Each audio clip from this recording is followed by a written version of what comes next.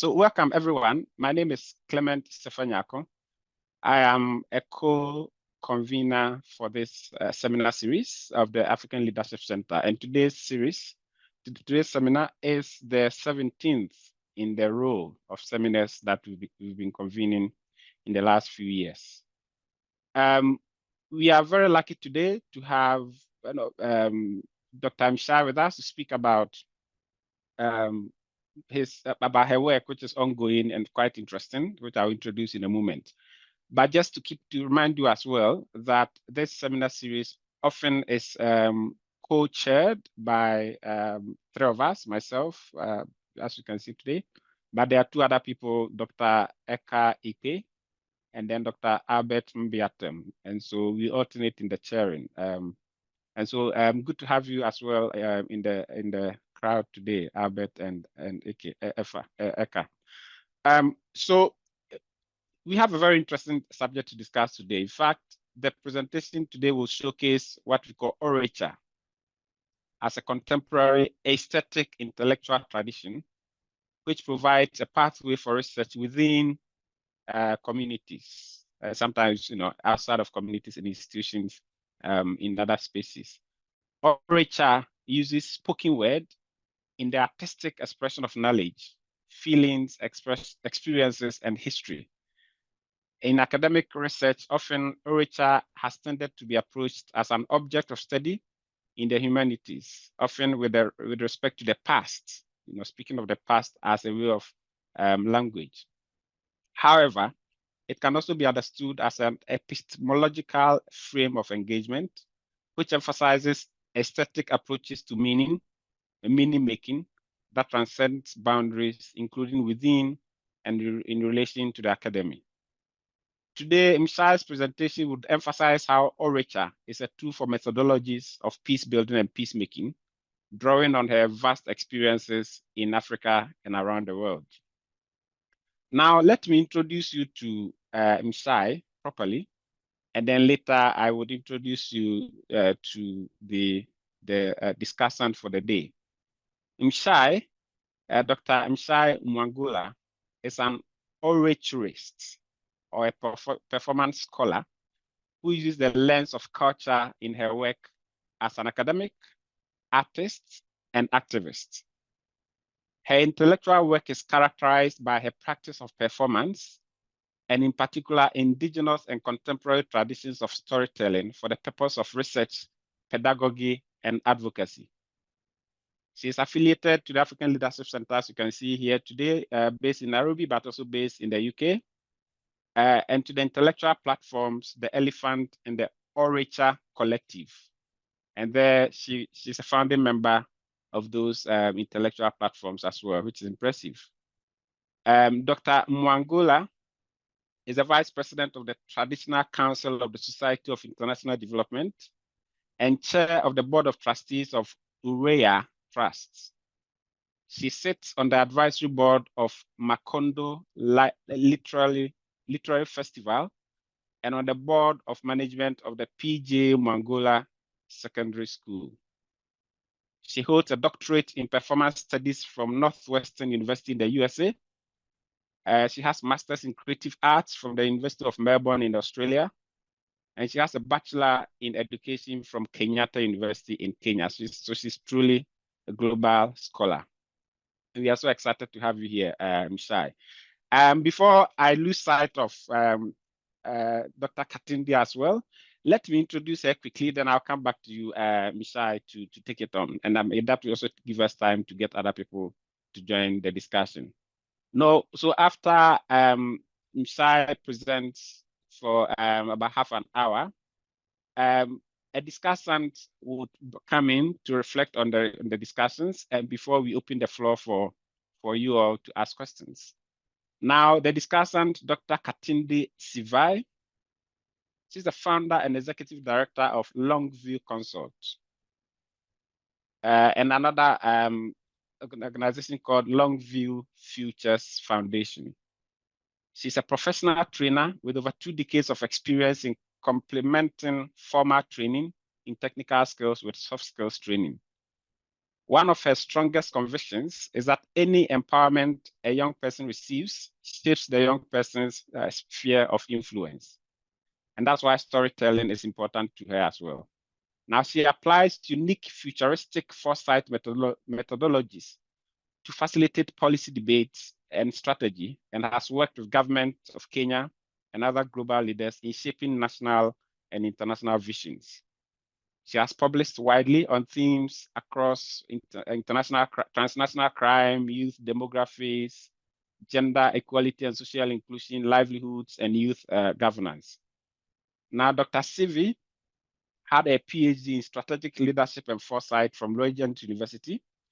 She also has Masters of Science degree in organizational development and a Bachelor of Arts degree in international relations at the United States International University of Nairobi in Kenya.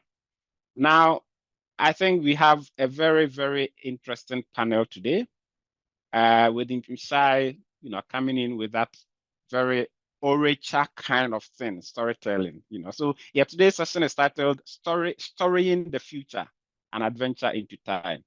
So let me hand over to you now, Mshai, and take us where you wish, okay? You have 30 minutes to do that. Please, everyone on the call, feel free to ask questions in the chat box or raise your hand when it's time, and you'd have an opportunity to ask questions and to engage. All right, so over to you now, Mshai. Thanks so much for your time.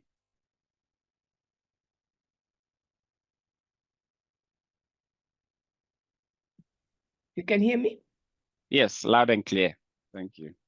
Martin, it is such a pleasure. Let me just start by saying to be in this space and speaking on something that I'm really, really passionate about.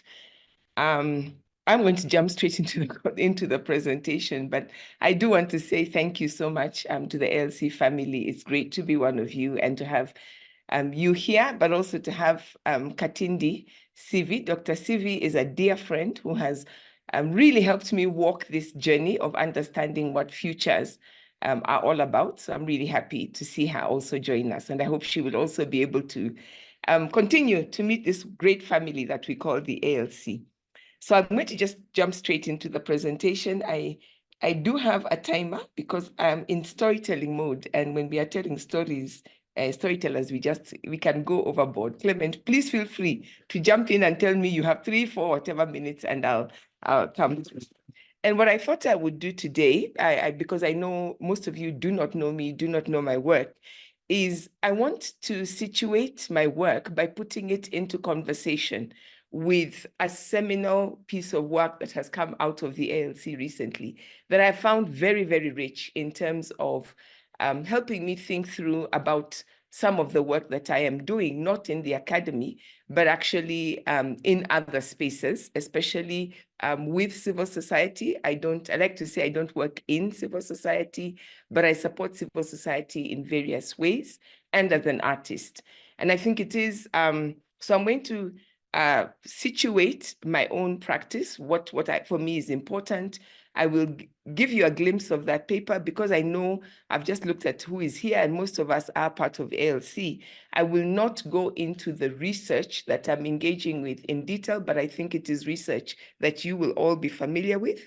I will then talk to scenarios and then refer to a project that I have done and that actually Katindi was also, Dr. Sivi was part of this as well.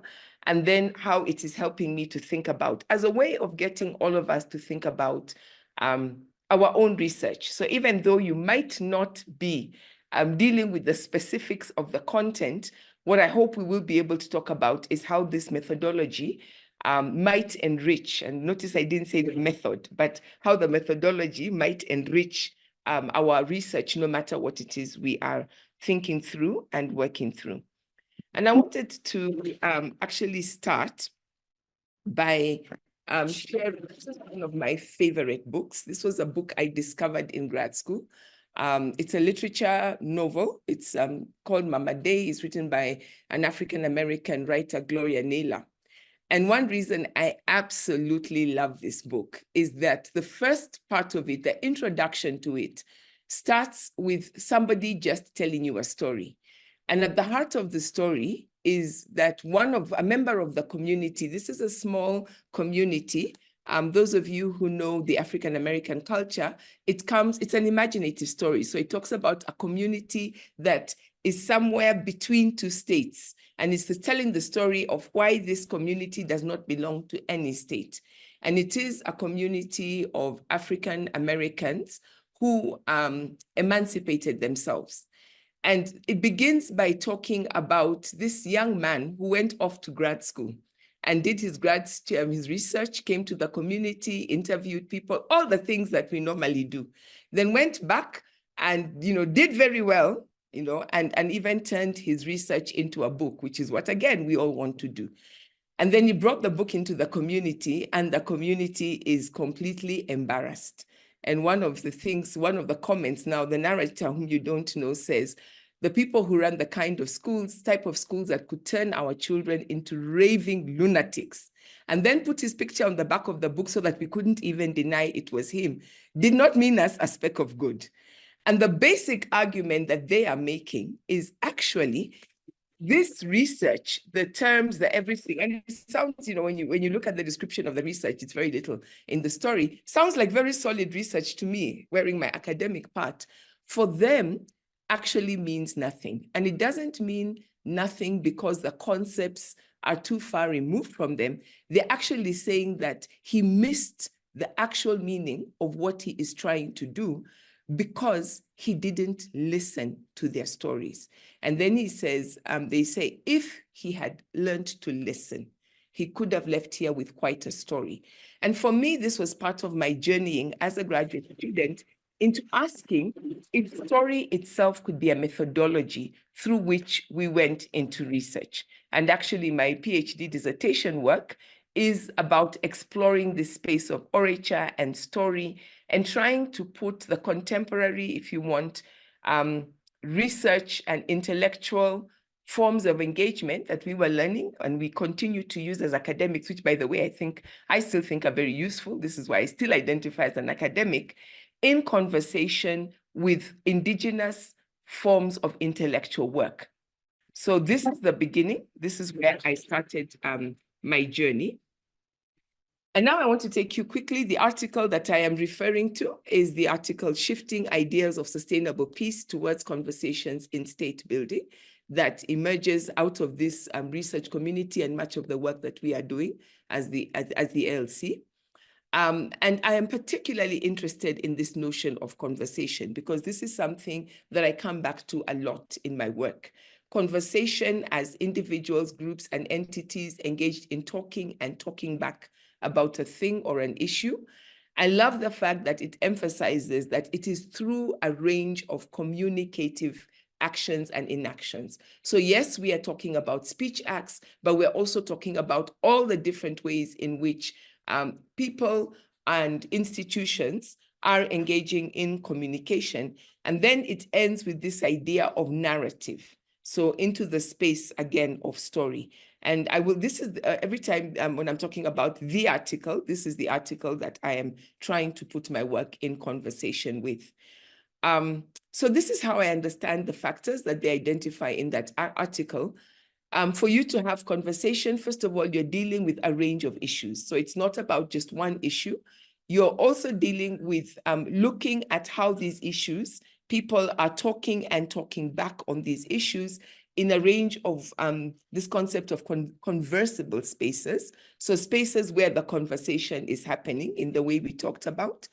We are thinking about actors who mobilize people around conversation. And I think this is the work that artists, that policy actors, that academics often do. But in the sense that I will be talking about, this is the work of the artists who are part of the core team that are shaping a story and then putting the story out and managing the conversation around it. And number 4, actors who unite a broad constituency of people acting towards a shared vision. So these are, I will keep coming back to these concepts in this article. The article also brings up the idea of state building. And for me, what stood out is that state building is focusing on institutions that have legitimacy, and peace building is focusing on what a society, so people in a society. And I don't want to lose the idea of that societies are diverse and made up of individuals, and that it is these individuals who are going to nurture the peace. We use the term peace building. I've been running away from that word, peace building. I like the word nurturing peace because we're dealing with people, but we can discuss that later.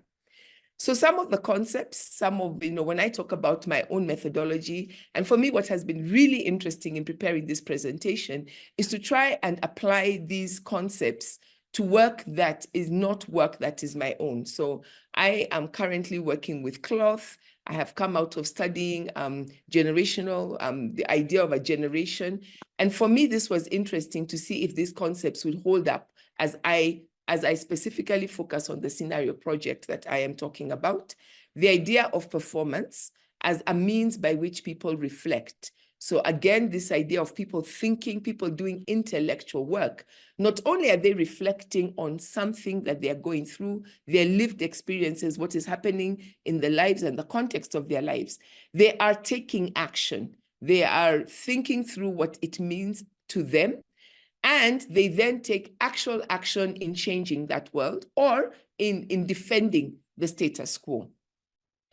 I also like to think of art as a conversation. So going back to that word, it is creative because we are using the imagination.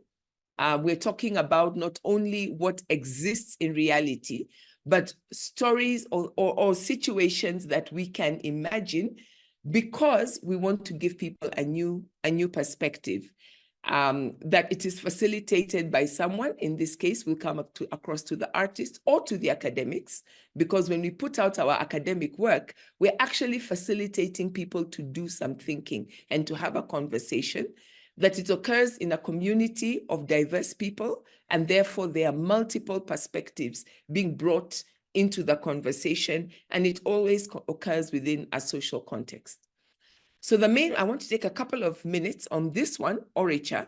I define orature as an aesthetic, intellectual tradition transcending boundaries in the making of meaning. So I want to just look at the origins of orature for a second. So I like to think of it as the big O orature and the small O orature. And to start with the word orature, that's the small O orature.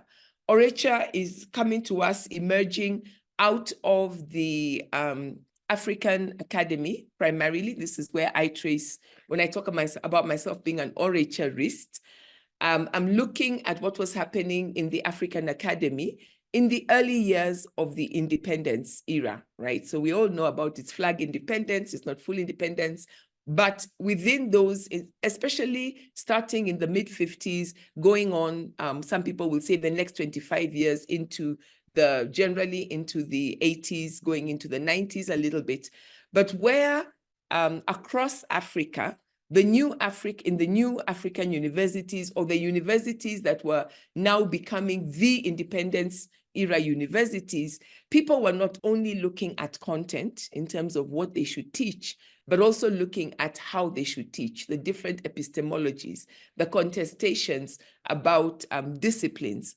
If you think about the whole movement around decolonizing the academy, and people saying that, we as Africans inherited a colonial academy, and we needed to do work in terms of decolonizing the academy. And one of the things that happened in Makerere is that this term orature begins to emerge. It did not emerge in isolation. If you look at across the continent, as African academics or academics in African universities are beginning to go to the disciplines inherited from the colonial or westernized academy, they're beginning to contend with some of the received wisdom that they find in those spaces. So for example, they begin to insist that we must be able to talk about literature as not only written, but also other forms of literature that's heard. So orature, A-U-R-A-T-U-R-E, which is oral. So now we're thinking about not only what is sung, but also things like drum, and what is drummed, because people understand drummed, what people can see through visual arts.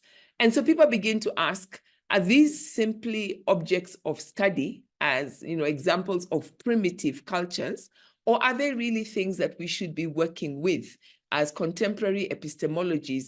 Are these traditional in the sense of when we, a lot of times this word traditional is loaded with this sense of being passé in the past. And I must mention here, the late great Beninese philosopher Paulin Hutonji, who completely changed my understanding of the word tradition. And he emphasized tradition as something passing from the past to the future and keeping the essence of it. So the present is a space where we're handing over to the future. And as all these terms begin to come up, you start to find, if you want, within disciplines and departments, entire areas. So oral history, people like Jan van Sina, but also people like Bethwell Ogot. You begin to find in departments of music or departments of visual arts, people talking about the traditional music and traditional art forms deserve as much study as what we were thinking about as global art forms. In the Department of Philosophy, we begin to think about people like Hutonji challenging people to think much more about what we mean by African philosophy. And, so fields like sage philosophy and people like Professor Uruka begin to emerge.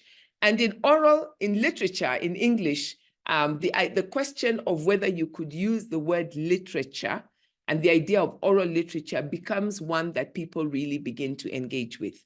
I'm going to cut that story short because it is a very rich story. But here are some of definitions. And I work with definitions coming out of literature because this word, orature, emerges and is embraced by the discipline of literature. It is traced back to 1977, Festac in Nigeria. At the festival, there was also a conference, an academic conference. We often, when we think about Festac, we think about the artistic performances, but there was also a very rich academic conference. And in the discipline of English and language, Professor Pio Zirimu and Austin Bukenya, who was then a graduate student, presented a paper where they argued for a fourth R. So, we talk about the 3 R's, teaching people reading, writing, arithmetic, and they said you must also teach them oracy. And at that time, they said the word orature is in use at Makerere University. So it is usually attributed to Pio Zirimu and Austin Bukenya. Seen arguments that it actually should be attributed to Pio Zirimu alone because Austin Bukenya was a graduate student working under Pio, but we can talk about that. What I want you to see in the definitions, and we can come back to them, I don't have time to deal with every one of them, is that over time, certain people begin to think beyond orature as something purely belonging to the past. So it is a creative, imaginative form that relies on verbal art. At the beginning, if you look at what Mshai Mugo, and Mshai Mugo here was directly citing Pio Zirimu and Austin Bukenya's paper, you see the use of utterance. So again, very much keeping it within orality. Simon Jikandi talks about it as something passed on through the spoken word, but within time, this begins to change. So Ngugi wa Thiong'o talks about it as an aesthetic system. Kwesi Owusu goes even further and talks about it as an ideological circle of creativity. So now taking us into the space of politics and intellectual work. And Pius Ntuli, who's a Zimbabwean sculptor, I absolutely love this, talks about this as a conception and reality of a total view of life. And so this is where my own definition of orature as an aesthetic intellectual tradition, transcending boundaries, because what I found was that it didn't matter, which discipline you were talking about. You find this constant transcending of disciplines. You find people transcending the norms of different disciplinary traditions. And for me, it seems that embedded in the idea of orature is this sense of transcending boundaries, but always in the service of making meaning. Mshai Mugo has done some work on the idea of orature as an artist, it's about even when you have a single artist working in using this methodology or using in this sense, that this artist is always representative of a bigger community, and what she calls the Orature, community of Orature. And I've taken this because I'm very interested in this idea of intellectual work as coming out of a community of people, not how, our training, at least my training, was very much where you go to the people, you research the community and what's happening in the community, you come back into an academic community where we then do the work of analysis, of synthesis, of writing up all the, the work that we think of as intellectual work, and then we go out and we take it back to the community. But I'm interested in this idea that the community should be present. If it in the Orature community, intellectual community, the community is present at all parts of the process, including in the analyzing of thinking, in the synthesis, in everything that we are doing. And so for me, this in itself is an invitation to conversation happening throughout the research process. So the other concept I just want to talk about briefly is story, because remember the idea of narrative being essential in the idea of conversation. And so I'm using the definition of story given to me by Yvonne Odhiambo-War, who was one of my co-performative witnesses. And as we now move into thinking about scenarios, we'll be talking about how story is very central because it is a representation of lived experience, whether past, present, or in the future. People are dealing with the realities of where they are coming from. So a reminder that all I'm saying is always going to be in conversation with this, no pun intended, with this idea of what conversation is and the factors that we talked about, and the ideas of state building and peace building, which I will be coming back to at the end. Story itself, I'm thinking of it at different levels, the product, and all of us use stories as researchers. Usually when you're introducing your research, you start by an anecdote, or somewhere along there, you will be drawing from something that in your data that captures, you craft a story which captures the issues that you're dealing with. And so story is something that accompanies us. We use it as a method of doing research. But I also want to think about it as the process, which is the idea of bringing elements together, and where the context in which stories are presented, because this then brings in the storytellers, who are the people. So a transformative scenario process, I'm sure Dr. Sive will talk a lot about this. I was very fascinated now with the idea of the future, because it seems to me when we talk about peace building and state building, we seem to be, even though we talk about the future and where we want to come out, we seem to be always very held, if you want, by the idea of the present that people are living in and the past they have come out of. And these are very useful because these are the building blocks on which we build the future. But I'm interested in story as a way through which we can project ourselves into the future and then begin to see how do we get to the different kinds of future that we are dealing with. Now, a reminder, scenarios are stories. So they're crafted, they take us into a place which the real lived stories, what we usually pick in data when we ask people to tell us about their experiences, what we are observing around us. Those stories are important, but they cannot take us into that. So the realm of the creative, the realm of imagination, the realm of giving us a new perspective, even to the familiar, is really important. And I love this picture because it reminds us that stories are told to a community and within a community, and that community, not only are the stories coming from them, but that community can also mediate the stories as they are told. Scenarios usually come in an anthology so that you're not looking at one definite story of how the future will occur, but you're moving between different possibilities. And at the back of your mind, you're always very clear that the possibilities unfold because of actions that either people take or things happen in the world that they're living in that push us into different directions. Two types of scenarios. I tend to work with the second type nowadays. I came in, like most people, through adaptive scenarios. An anthology of adaptive scenarios enables you to anticipate what different futures will look like. And then as you begin to understand, you look and you say, in 50 years from now, in 2073 or 2074, we had 4 or 5 or 6 possibilities.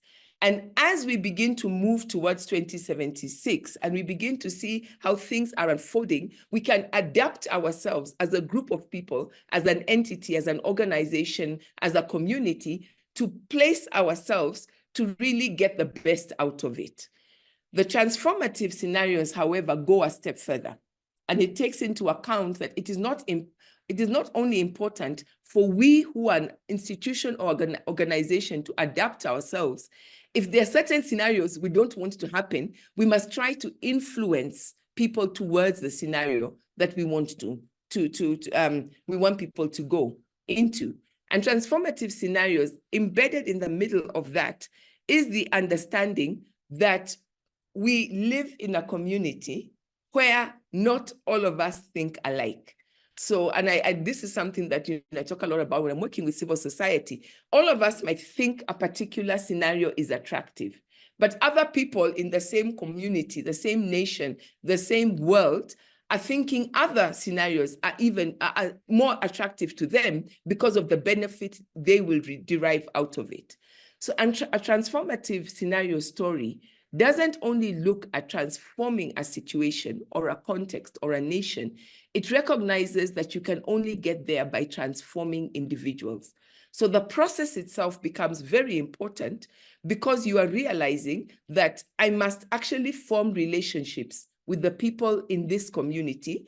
And as I do that, my understandings will change and their understandings will hopefully change. This will change our intentions and will influence the kind of actions we take because we take them together. Because whether I like it or not, and the classic one we always deal with is that most people, dealing with civil society, political actors are almost always seen as bad people. You can't trust them. Their agendas are not the people's agendas, and people would like to just leave them out of the equation. But one of the things you begin to discover is that those political actors are influential in the society. So you can't afford to leave them off the table. They must be part of the conversation. 5 stages to a scenario process. And I'm going to just run through these very quickly. As I go through the Nairobi Just scenario process, which is the project that I did, first of all, you need a group of people. These people will become the core team. In this case, we not only worked with the FES, which is a German foundation here in Kenya, who are very interested in the idea of justice, but the Orature Collective is the collective I belong to. It's an intellectual collective that uses Orature as our methodology. But we also drew people in the core team that came from a range of different abilities, experiences, expertise, ideologies, name it. And you can see that Dr. Sivi was part of it. So the first part is about convening a team. And the core team always recognizes that it is part of a much larger community, that it is not, we're not only doing things for ourselves, but we are doing things knowing that we change ourselves, we transform ourselves so that we can transform the entire community. The second stage is about collecting the data. And yes, this is just like other research processes. You're dealing with all sorts of quantitative, all sorts of qualitative data, but we're also bringing out our own stories that help us understand, in this case, our experiences of justice or our experiences of living in Nairobi. And we are also dealing with a lot of professionals, so academics, for instance, people who like architects, because we're dealing with an urban space, but people working in the county government offices, so policy actors, politicians, and so on, and reading research papers, commissioning research papers, and then also dealing with just ordinary citizens. We did a deep dive into history. This was done with Dr. Murunga, who is also part of the ALC family, going back to see how we understand Nairobi. And then we plotted this on a PESEL timeline. So this took a lot of time, 6 months of just doing this research to be able so we don't want to create our stories just using our imagination, but we're actually creating our stories based on a lot of other elements. And this is how we then constructed our stories. Now, I just want now, I'm coming now to the stories and then the thoughts that they brought into my mind. First of all, the idea of peace as the absence of violence was changed because we were not dealing with a situation of violent conflict in the big manifest way that we know. But we began to think about institutions and people. Secondly, we really began to ask, so, the idea of peace came to us as an idea of justice. And so on the left, you have a big, the Justice Index taken from Harvard Graduate School, but we also worked with the 4 principles that a Kenya-based working group of professionals, a very diverse group, came up with as these are the key principles. When we talk about justice, and I would argue peace in Kenya, these are the principles that we ended up using. Using our stories, using the stories of the city, using the stories of the people that we interacted with, and going into the research. And this gave us 4 stories. We plotted this on an X and Y axis based on the 4 principles of dignity, equity and diversity, rights and responsibility, and democracy. And then, and to my surprise, I just went back and did this work this year. I plotted this using the principles in the article that I was referring to, and I found that these principles actually gave us the same 4 stories. So out of these, we identified 4 stories: a brown story, a green story, a purple story, and a red story. For us, what was really important was that the stories should not end up being one story everybody wants to live in. It's a very good story. It's got everything going right. But that every story here was attractive to somebody. So that when people move beyond the stories into stage 4 and 5, which is negotiating with different diverse constituencies and sectors, which is the best scenario, people actually have to deal with the range of issues. If you're interested in the environment, it's the environment across the 4 stories. People have to listen to each other. They have to work together to be able to say that no matter which of these scenarios comes up, we are going to be working together as a team. And I'm going to finish with just a glance at the 4 stories. This story, the brown story, actually ends up being a story that I actually don't think I have time to tell you the full story. But in this story, it's things just remain the same. Nothing changed. Yeah. Clement? No, please go on. I'm really listening attentively. Okay. So Nairobi remains the same kind of city that it is now. 50 years. No, Albert, please, would you want to mute yourself? If you look 50, so what each of the one is the images we were using. We actually performed this on stage to an audience of Nairobians. And this story is told by a reading. You know how you have people telling a story through a book? So that's the image you're seeing.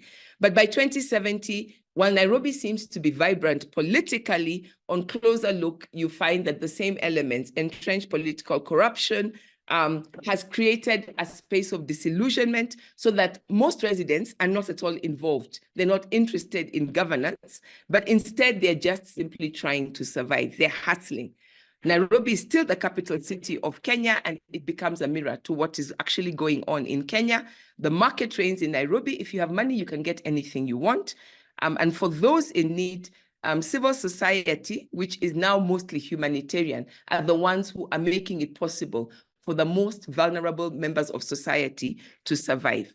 However, the good side of this is that Nairobi is the creative economy hub of the East African Confederacy, and beginning to use that hub to explore how its cultural resources can help it ask the big question, what does it mean to be African?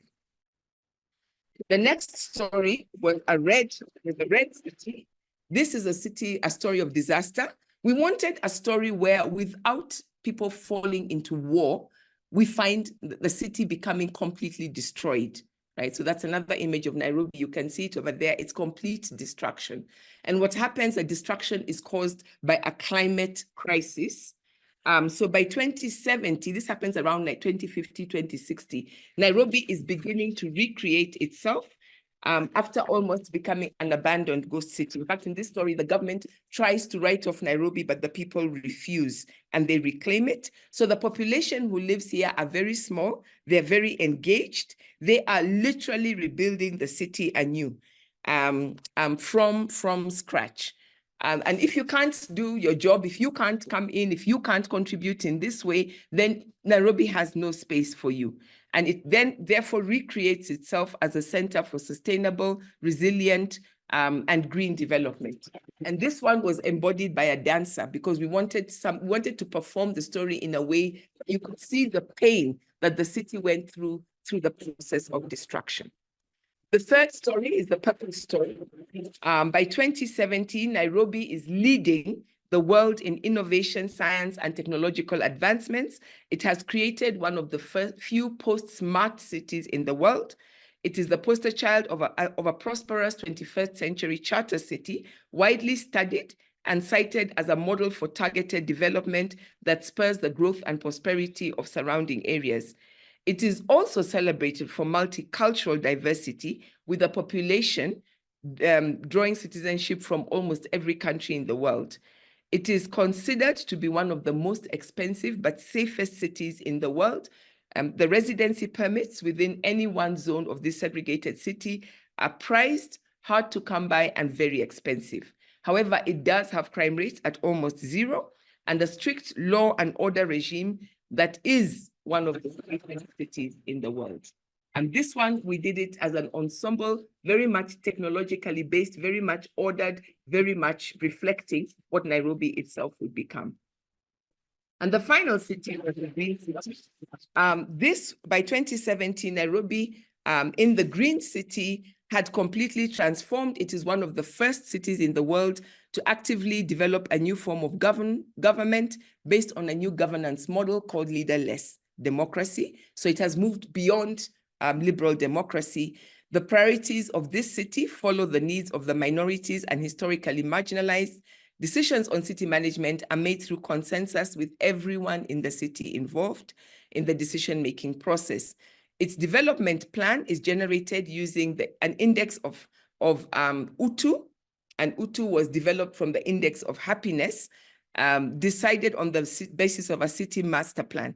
Nairobi is not built around privilege, class, or wealth, but is people-centered, striving towards developing a just city.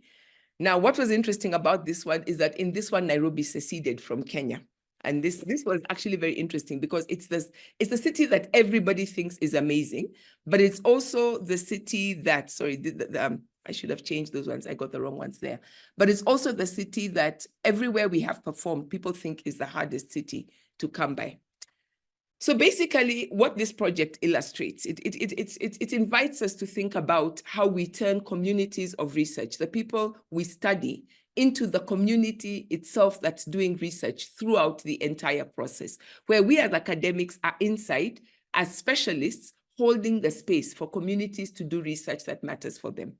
It invites us to think about methodology, going back into our own indigenous forms of methodology. And in my case, I'm centering orature, story, and conversation, and asking how these become the undergirding frameworks for all the work that I do.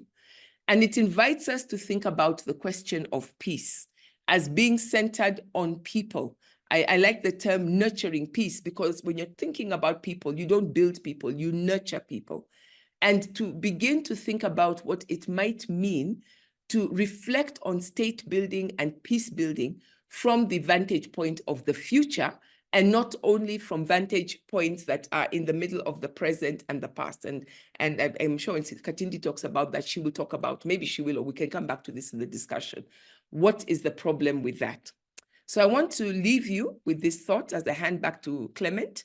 I love this thought by Chinua Achebe, that what we're really looking for with this kind of research is a balance of stories, that our research is based on thinking it through a lens where everybody who is involved in a community that is under study are able to communicate, to contribute to the definition of what is happening, where we are not victims, but we are actors actively making the future that we are going to live in. And that's not to say that nobody should write about anyone else, But we are saying that those who are being written about should also participate in the making of those stories, in the making of that research. Thank you. Back to you, Dr. Sefa-Nyarko. Now this is something. Wonderful. Thanks so much. Now I'm lost for words in terms of the quality of the presentation, but also the insights. And I think we need to revisit this idea of orature more frequently. And the comment from Eckhart tells it all as well. I'll get to the comment in the chat box in a moment. And please, if you have any questions or comments, please begin to drop them in the chat box. We have another few minutes of reflections from Dr. Katindi, so that we can now begin to dig deep. But look, this presentation is amazing. All the scenarios you presented, adaptive, transformative, I love them. Nature rather than build or create, as a language to use in peace building, very interesting. And the balance of stories idea as well, Mshai, which is very interesting and lovely. Look, I can go on, and I think we need to revisit this anyway. In order to allow time, please, Katindi, please, the floor is yours to reflect on that. Thank you. Thank you very much. Of course, working with Mshai is always such a pleasure. I mean, what do you say after Mshai has spoken? But because I made a commitment, let's see how this goes, right? So I think everything in every slide really touched a chord and resonated with everything I have worked in for 20 years. And just to recap, one of the things that I want us to keep in mind as we talk about, discuss this wonderful presentation is the fact that there is an issue of process. And so if you think about process then is a corridor time from the past, the present, and into the future. And so that means that you're talking about different interlinkages, and that should not get lost. But I think the other very interesting thing for me is the whole question of this ideology of the circle of creativity, which is also very interesting, because storytelling has the power of bringing us something that we hadn't thought about. And I just wanted to pause and ask the people in this room, how many think that terrorism is good and acceptable? If I could just have a show of hands or some indication, I don't know if I can see everybody's screen. But unfortunately, this is a webinar, so yeah, people can't. Okay. Yeah. But I'm assuming it will be maybe 0 to 10%, right? So that's what I would give. But it's interesting, just based on what Mshai says, how when you talk to people and when you bring people together of all walks of life to revisit a subject. So let's, in this case, think about the opposite of peace, which is conflict or something as, grave as terrorism. One of the things that you will find is if you just do mainstream research, you will find that everybody will have a bias, and the 100% answer of that analysis will be that terrorism is bad. But in a project we actually did together around young people and what the future of Kenya looks like, we talked to some young people at the border of Kenya and Somalia. And these are, communities where, that has been marginalized for such a long time. And after, arguing and talking and speaking in local languages, they finally decided that they were going to actually open up to us. And one of the young persons said, "Do you want to know where I was last week?" And the person said, I have just come to bury my cousin. I have just come from Somalia. And I want to tell you that I belong to the Al-Shabaab group. Of course, that was very scary. But as a facilitator, you have to maintain, your calm and engage. And this young person says, you all researchers think that terrorism is bad. And he asked a very interesting question. He asked me, how do you prove that you're a Kenyan to a Kenyan policeman? And I said, of course, the ID. And the young man looked at me and says, you see the naivety of you people from Lower Kenya. And he said, if you have hair that is, Cushitic, if you're a Cushite, your hair is softer, and many people have a BCG vaccination. And those are the two things that the Kenyan police actually check whether you're a Kenyan. But these young people live in a nomadic community. where their hair is, and they're Kushites, so their hair is softer. And usually they're given, a lot of them, don't go to hospitals when they have to give birth, etc. So chances are that very few have their immunization mark. And so he said, on the basis of that alone, I have to justify my existence as a Kenyan. And he said, when I listen to them, when I try and get an ID, I'm constantly rejected, constantly scrutinized, etc. But when I go to the other side, I am actually given identity. I am given by the fact that I am accepted for who I am, no questions asked. The second thing I'm given is community, a sense of brotherhood that helps me then navigate life in a certain way. I have purpose because I can die for something. And the last thing is that I have promise that even after this life, I can live for something bigger than myself. And so the question became, how do we have conversations? How do we integrate these perspectives in a conversation about peace and security?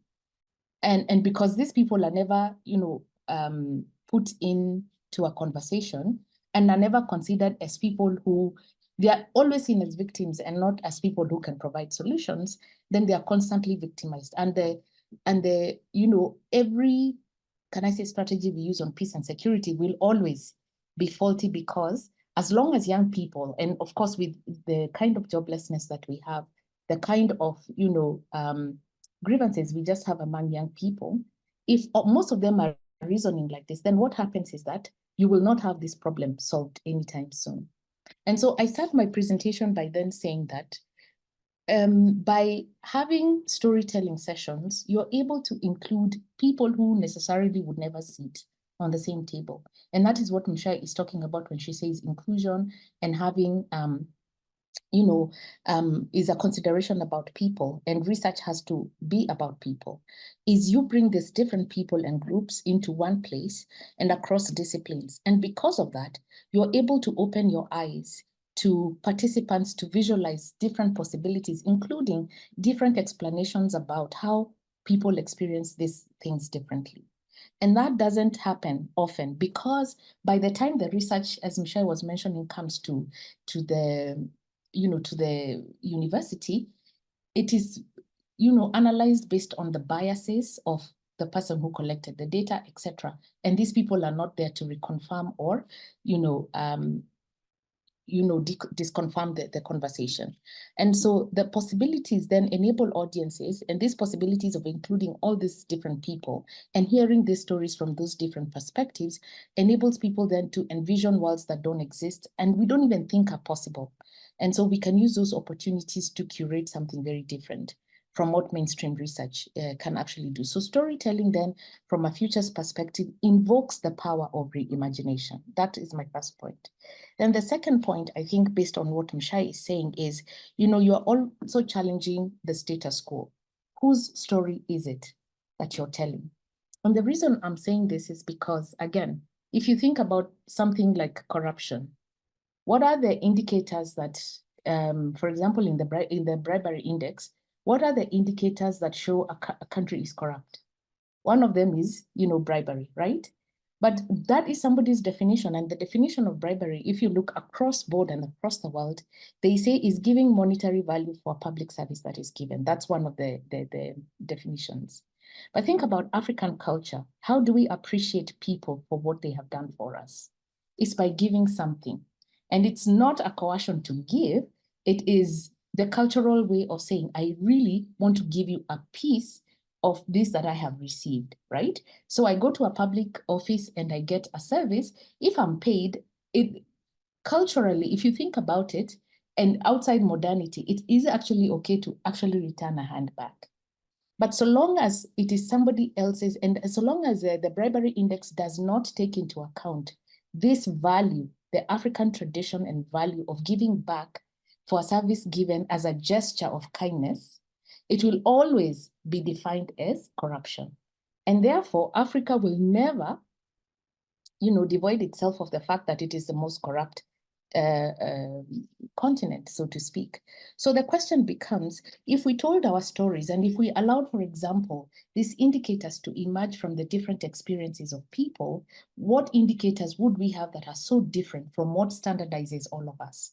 And particularly because the work that we do in peace and security, I would imagine, has to lead to a bigger goal, which is policy, then one would want to say, how do these processes then challenge the status quo and in fact bring in, aspects that are not the mainstream, definitions of other people, so to speak.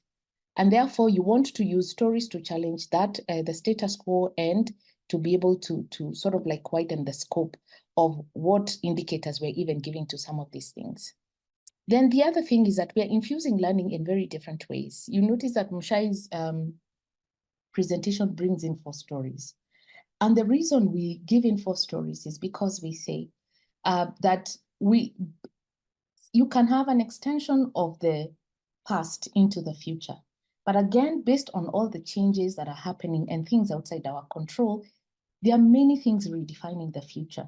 And we actually give ourselves an opportunity to learn and relearn when we actually look at possibilities of the future in at least 4 dimensions, as Mshai has mentioned. And so that those different perspectives then enable us to sort of like be influenced even of some of the things that we have held dear, but may not even be relevant in the future that we are going into. Again, you force yourself then to expand, all these different possibilities. Remember that history is also sometimes a creation of some people, and that history may have benefited them a certain way. Now, if you benefit from something, you would want to extend it as much as possible. And so the point we're making here is, how can we create a future that, first of all, includes our different perspectives, but also that helps us to learn different things that we had never considered in the first place. Obviously, then, because you're talking about a future that hasn't yet happened, it becomes very difficult to convince some people about, particularly if we are coming from the known to the unknown by doing future stories, right? And future stories then enable you to start having a way of, how do we connect this very technical issues in a human way, in a way that, we can begin to infuse in those things physical elements, mental elements, emotional connection elements that would help people then begin to either question, to either engage, to either interact, but also then to widen their scope and open themselves up to the connections that those stories can give. But the last thing I think I wanted to mention is one thing that we normally do very least of in our very technical research is the issue of empathy.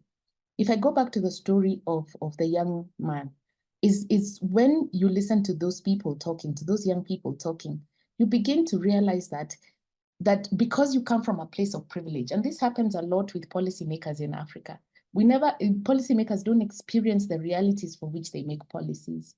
And so listening to stories becomes a powerful way to create empathy, because then you're getting yourself into that person's shoe and beginning to ask yourself, what would I do in situations like this? So that as you build policy, you actually build policy that is inclusive for these young people.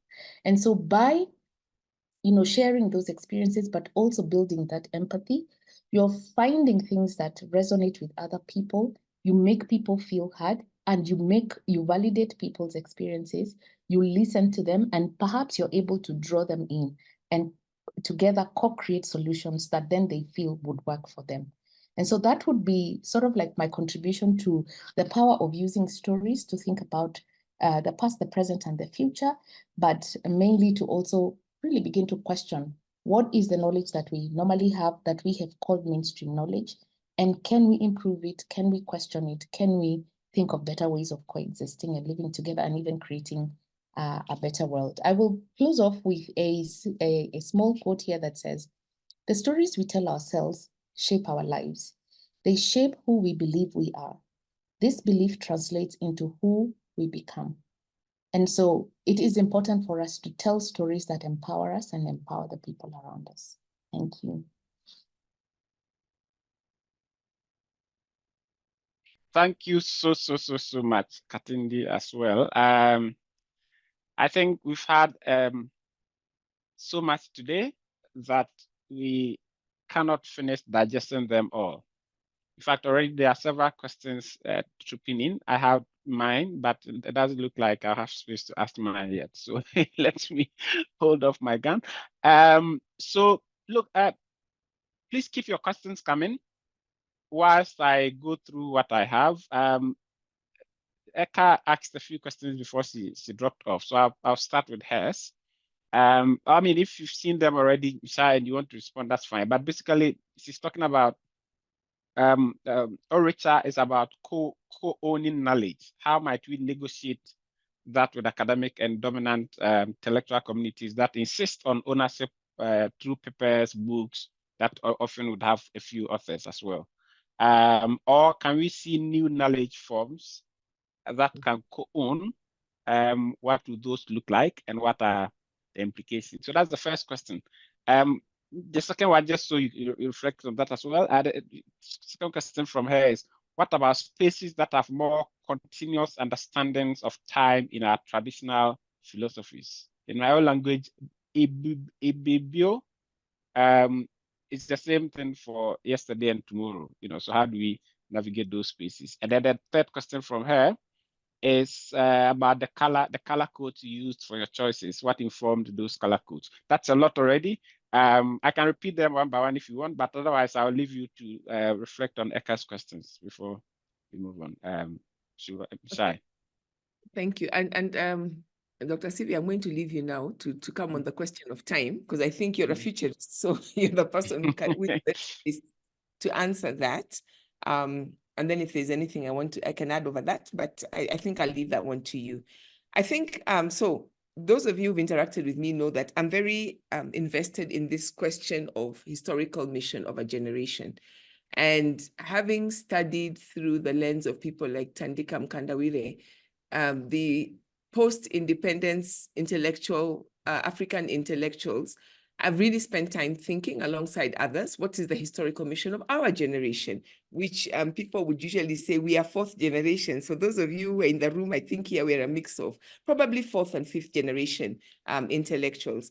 And I think part of what our mission is to reclaim that space of intellectual production. For me, it's not a question of either or, it is a question of both and. So as academics who work in a specific context, in a specific space, I think it's important for us to embrace the academy. It is a dedicated space to think.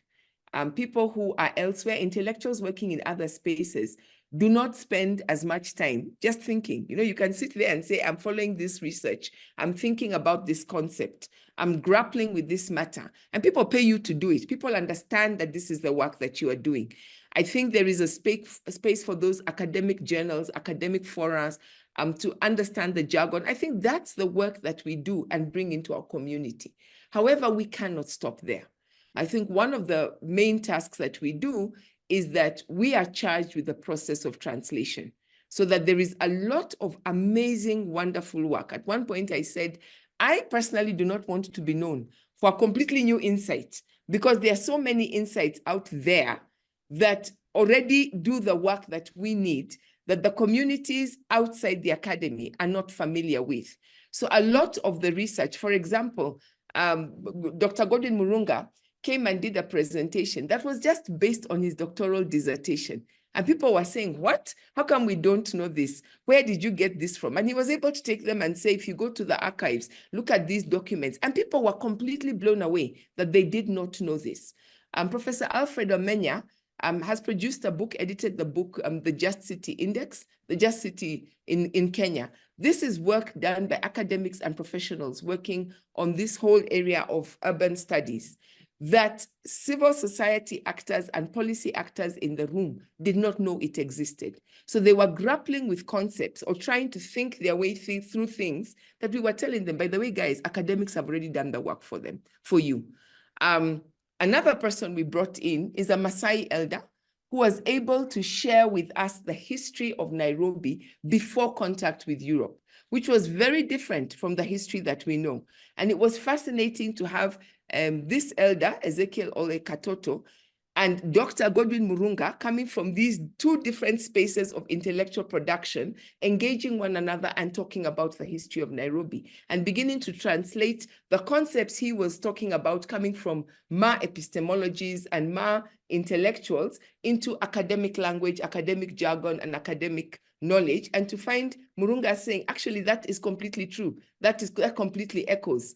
But for urban specialists there to tell us, how come we don't know about this? So for me, the work is not to do a both and.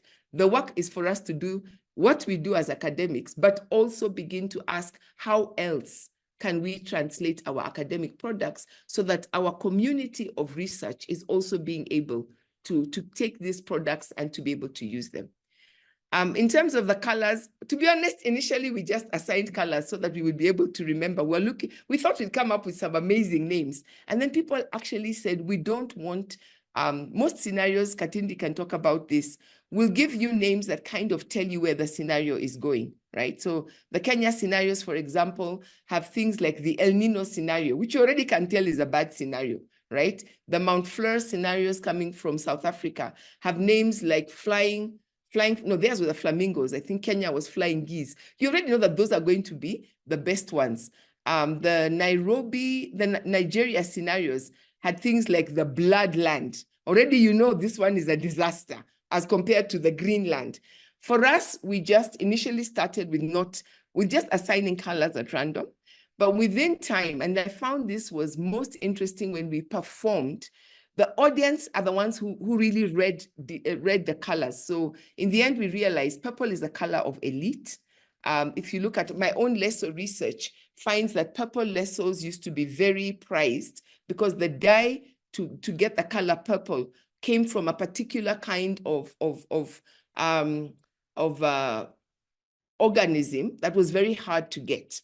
And so the purple story is really about a city that looks after the elite. So that one actually ended up being beautifully named.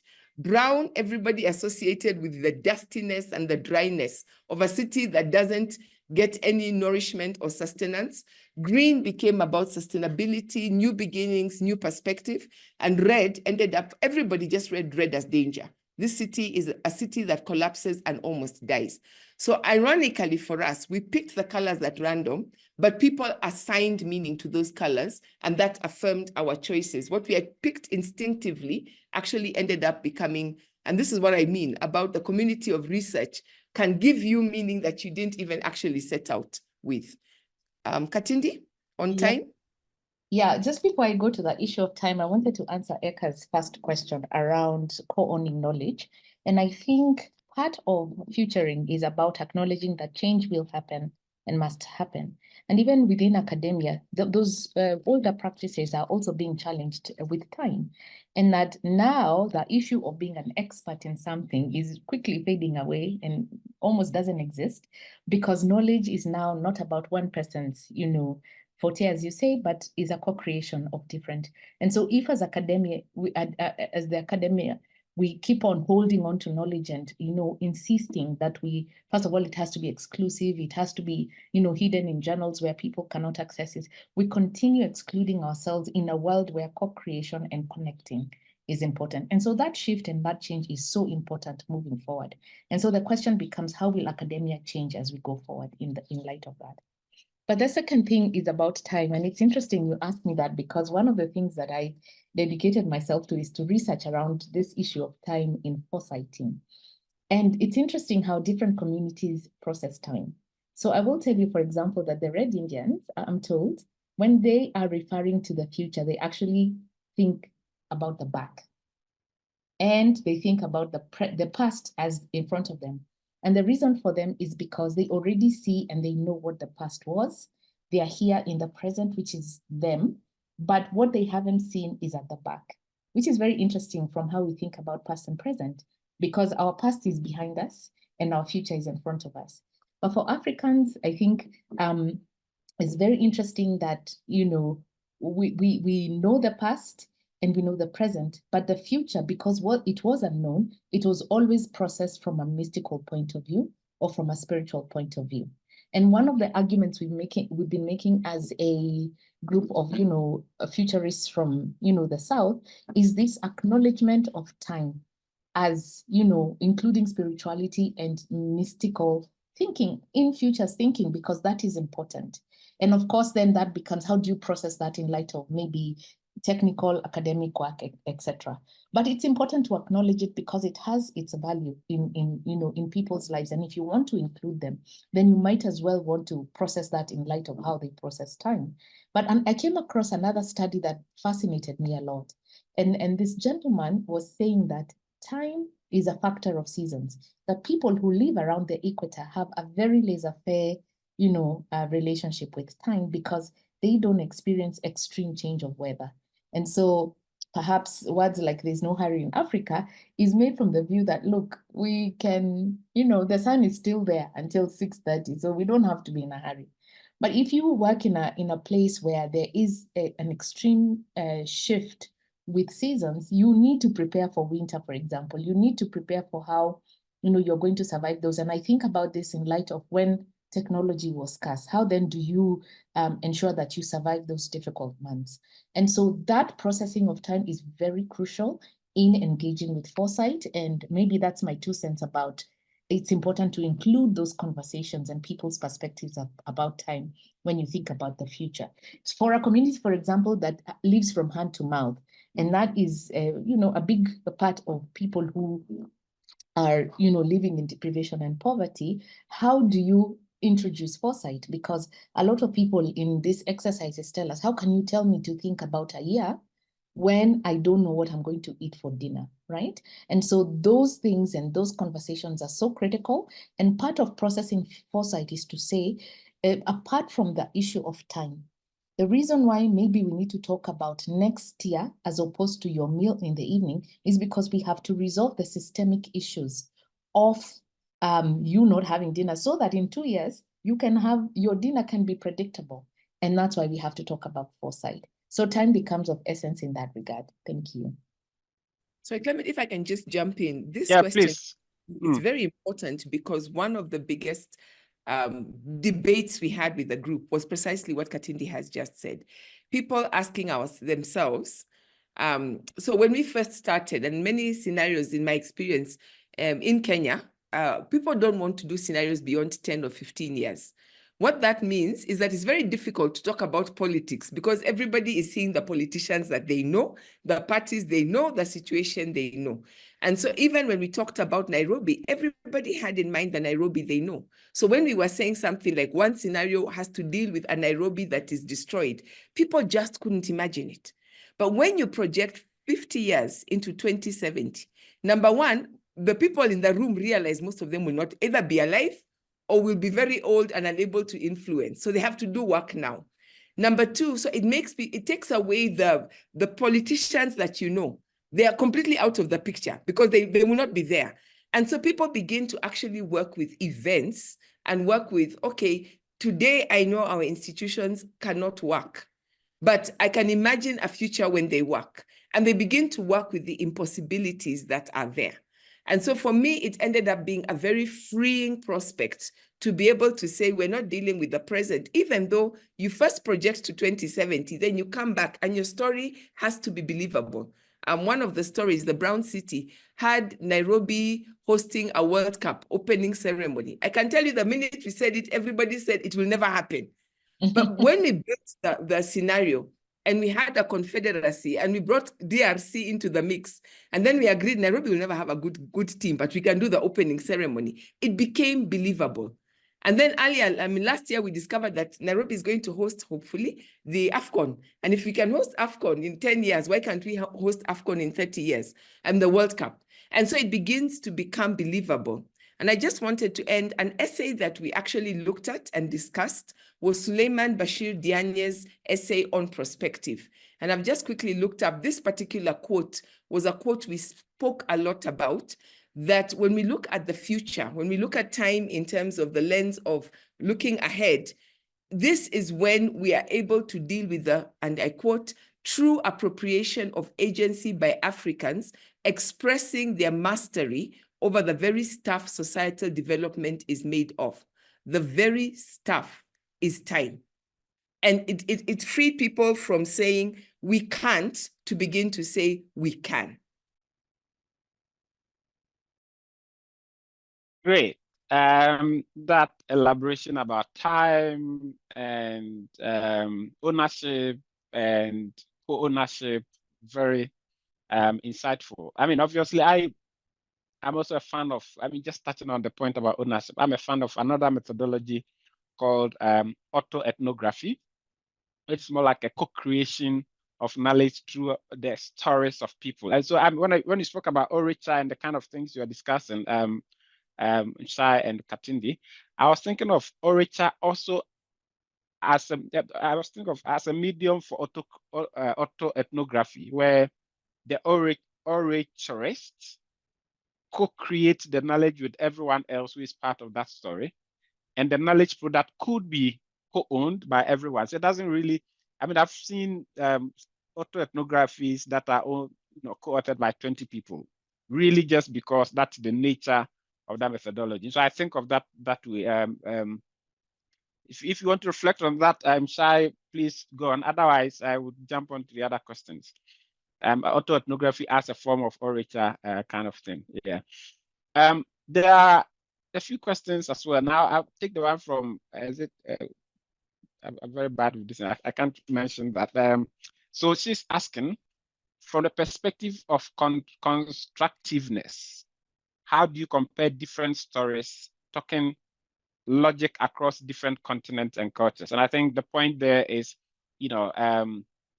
the competition between the West and the East, and how stories are shared between people from the global South, North and global South. How do we talk about constructiveness when there's this competition between different ideas and ideologies?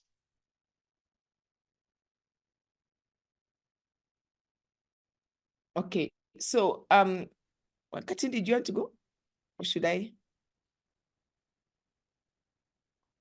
You're muted. So how do you recognize the culture competition and power competition between behind the stories taking place between the global North and global South, basically, in terms of constructiveness?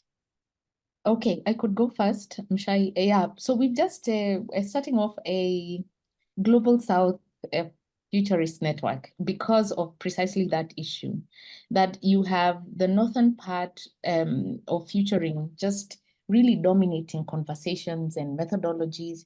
And the question became, how authentic are those to us, or relevant, or how do they align, and how do they stifle the realities that we have to live in? So it is something that we still don't have a question about, or an answer about. But I think one of the ways in which we have to do this is by, first of all, of course, there's a whole movement that has come up around decolonizing thinking and futures thinking, partly because we who are supposed to challenge some of these narratives are also Western schooled and very, influenced by these dominant narratives. And so how we have conversations with ourselves to decolonize our own minds about those things becomes important, and are we willing to take that journey? But besides that, I think the question also becomes, how do we have our stories amplified and told in our own methodologies? And that's why I really partner with Mshai on this issue of storytelling, because the orature,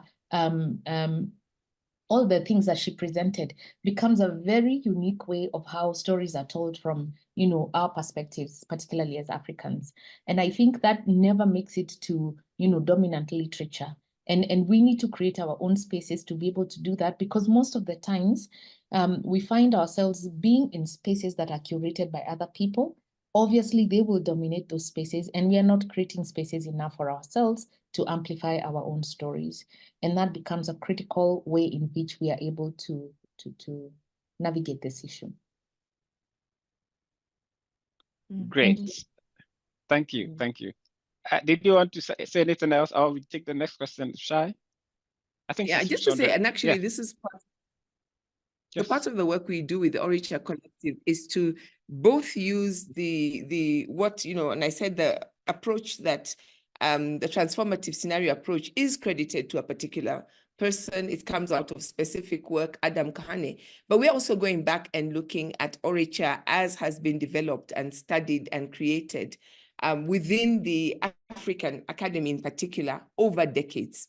There's a lot of work that has been done, and it is part of that movement from just studying Orature as a subject to beginning to use it as a methodology. For me, it is really critical that you find the the approach in Orature that a community is most comfortable with. And I think it's very interesting when Adam Kahane talks about how he himself made that conceptual jump from adaptive scenarios to transformative scenarios. It was because he was working in global South communities in South Africa, in Colombia, and so on. And because he saw how people in those communities were engaging with story differently from when he worked in the global North. And I think it's really important, as Katindi says, that we claim and we use these tools. And we say, but this is how our people use story not only to document, but in all the different ways that they do. That tension will continue. And that's part of the tension. I think the fifth generation, the fourth, fifth, and I'm sure the sixth generation will be fighting, will be asserting ourselves with. Brilliant, brilliant. That contestation is always going to be there. And there's another question there on contestation, but there's this comment from Sion Olota, which is really a comment, but at the very heart of the point you made about terrorism, Katindi. I think she's talking about who defines who a terrorist is. Governments have power over the use of force. They sometimes use that arbitrarily, especially by Western governments. I mean, Western governments would have their own stories to tell, but obviously the tension between Russia, Ukraine, America, Middle East and all that. And he's asking the question, what did the UN say about Russia and Ukraine, for instance? Nothing, according to him. And then also the US on Gaddafi and Saddam Hussein and others as well. So people have the power to do things. So I think it's really in support of the point you made, Katindi, about who defines terrorism and how Orature can come to play there. There's this anonymous attendee who has a question. He says, how do you reconcile the place of the individual versus the collective in Orature? Especially as we think about this in relation to peace, insecurity, and more predictable, safe, and secure futures. That's in the Q&A section. If any of you wants to pick that, basically, how do you reconcile the place of the individual versus the collective in Orature? First of all, let me just say something on this idea that was the terrorism. I think Katindi had spoken so beautifully to it. One of the big joys about doing an anthology as opposed to a single story is that you're able to explore all these different possibilities. So one of the running threads, so as we set up the scenarios, not only do we deal with, in each of the stories, we look at the PESEL, politics, economics, the society, technology, the legal, and what's the other, environment. We also go back and we look at what might happen not only locally, but regionally and globally that will affect the stories. And so we look at the idea of the East African community. It could become a confederacy. It could become a federation. It could remain a community. It could die amongst the four stories. We also look at what's happening at the global level. And in two of the stories, the idea of the United Nations as it stands, or the global hierarchy of power as we know it, is completely challenged. And in one story, in fact, an earthquake hits New York collapses, and they begin to move into the different UN centers. And of course, Nairobi is one of them. I found it very interesting this last month. I think one of the other UN bodies has moved a huge number of its staff to Nairobi, or is supposed to be moving. And we look at when, issues where the global South actually rises up and answers back and fights the global North for a more equitable balance of power. So yes, you're absolutely right. And these are some of the issues that we have to explore and to ask, what would it take for there to be a redistribution of power? What would it take for there to be no redistribution of power? And these are some of the questions I think stories allow us to explore. On the second question, please just remind me which one it was. How do you reconcile the place of the individual versus the collective in Orature? And especially as we think about this in relation to peace, insecurity, and more predictable, safe, and insecure futures. So this is where I think the article by Prof. O and the two Daktari really helps us. Because if you look at the factors that they talked about, they look at both the community of those who are holding the space for conversation. And this is where you may have even just an individual actor, the community of those who construct the stories, but you also look at the community of actors themselves. I think the important thing that Mshere Mugo gives us and brings to us is her realization. She's not saying that you can't have, you should not, or you cannot have artists, you cannot have individual artists doing work. What she's saying is that the individual artist must be coming out of a community, must acknowledge that community and continue to be in touch with that community through all the processes. Sometimes that ends up being a group of people as opposed to an individual. Of course, then we have to talk about questions of copyright. We have to talk about what does it mean that this knowledge is shared, who gets to use this knowledge, how do they get to use it, what are the implications when different people disagree, and how do you create that space of conversation. But I think it is attention, the Orature community, which I am proposing as a way to think of about an intellectual community, would argue that no individual creates knowledge by themselves. So how you then look back and who does what work and how they credit it, that becomes part of the negotiation and discussion within the community. Yeah. I hope that answers. Yeah, my contribution to this topic is very interesting because, you know, when you're thinking about foresighting, and I think Mshai mentioned this when she says the factor of issues that have to be considered when you're talking about the entire, you know, a subject, peace and security, or, you know, so that you have to approach this issue of foresighting from a systemic point of view. And so you cannot, and the problem with our education system is that it works in pipelines, so that history is, you know, very separate from, let's say, medicine, health, etc. And yet in real life, everything is working in interconnections. So if you think about peace and security, you're unlikely to have a very peaceful nation if you have very troubled children. And so the individual, their upbringing, their childhood becomes so critical to the future of peace and security in any country or, you know, situation. And so one of the things that then foresight seeks to challenge is that, you know, can I say, pipeline thinking about these issues and asking ourselves, what are the interconnections that we have to make, so that whether it's from research or interventions, you have to have an array of those interconnections from childhood to old age, and, you know, all those. I think you've muted yourself. Oh, have I? No, we can hear her well. Okay. Please, Yeah.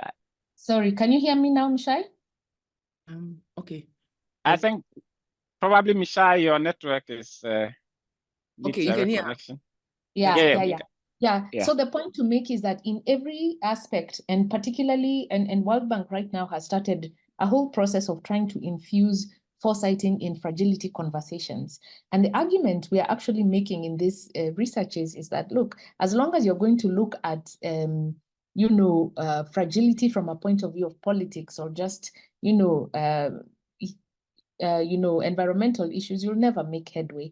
But tied to that is, how do you then bring in the element of time? How do you bring in the element of people? Because again, when you look at how this knowledge is processed, it's about the issue. And then we remember that people are supposed to enforce it or to receive peace and security. And yet we are not tying it to the fact that they are central part of the decisions that are made and how things are working together. So that systemic approach to peace and security is so crucial to answering this question. And so again, to just use Mshai's words, but it's not either or. They have to be intertwined from the individual to the community, because that's what makes peace and security. Fabulous, thank you. That's what makes peace and security. The collective, but also the individual. I guess as much as you want the individual to be collective, you don't want the individual to dissolve their identity into the collective. And so very good points there. There's one more question, and then if none comes in, I have a couple for you, for myself. We have 30 more minutes to go. Please let questions come in if you do have any. And our experts here are poised to respond to all your questions. So there's a question from Maggie, who is speaking from the positionality of a South Sudanese. And she says, in regards to reconciling the past, present, and the future, I'm from South Sudan, for context. how might various people, including those who lived and grew up in South Sudan, who were refugees and may have grown up in the diaspora, reconcile the stories of who we were told we were, who we think we are, and who we would be like, who we would like to be. So basically, how the people in the context of post-war reconstruction can reconcile the various identities they have, about who they are told they are, who they think they are, who they want to be in the future, in the context of Orature methodology. So maybe Katindi, you can start, and then Mshai can come in. I'm thinking. It's a really complex question. Give me 5 minutes to think. Sure. Oh, that's good. I mean, I can begin. I can ask another question, because obviously that's a complex one, and once there's an issue of positionality and all, you also need to be sure you are giving the sensitive responses as well. So look, I have an easier question for both of you. There's the question of Orature as a subjective storytelling, but also a mixture of many things, emotions, feelings, and it appears to be quite subjective to a large extent. How do we use that to as a truth-telling avenue for objectivity, like to tell? So you're talking about justice, like just cities, and you want to construct a city that's just in Nairobi, that's just for the future. How do we know that the storytellers are not people with serious biases that do not represent the realities that's possible in Nairobi for the future? I think that's easier. I want to start with that and actually just also come to my answer to the other question. And I don't know. Okay, so let me start by saying the last question. It's exactly the same way that I know that any researcher is not biased. I personally do not believe that in such a thing as objective research. I was very happy, Clement, when you talked about autoethnography, because that was one of my another one of my foundations when I was doing my own research, because I was researching Kenyans. I was researching my own generation, what we call the Uhuru generation. And one of the questions that came up is that, people would ask, but how do we know that you're not being subjective? Everybody comes with a measure of subjectivity into the research that they do. I'm a performance scholar, and one of the things that we will require as a discipline is that when you are going into any research, we are very big on locating yourself. Even if you're locating yourself by saying, I have absolutely no relationship that I'm aware of to this community, because then that means that you come with a particular history and a particular, so why are you here? How did you hear about them first? How did you enter? What was your entry point into knowledge about this community? Why are you doing this research? What is your agenda? And for me, this is why it is important in the work that we are doing as Orature, is that you are seeing the individuals as well as the collective. When you talk about a society, you realize that in that society, people are coming to it from different perspectives, with different truths, with different understandings, which is why I said a conversation is always among a diverse group of people with multiple perspectives. And even our understanding of particular concepts becomes very difficult. I was presenting this project earlier on this month to a group of professionals who are engaged in this question of what Nairobi is and providing leadership in Nairobi. And one of the very interesting things, I think we were talking about the Purple City. Now, the Purple City is a city that really produces strong reactions because it ends up being a very good city, very beautiful, very exciting. It's the center of technology. So back to that thing of Africans as actors, because it has gone, the University of Nairobi has become an international university with partners all over the world, and they've discovered the fifth, they're the ones who have helped engineer the fifth technological revolution.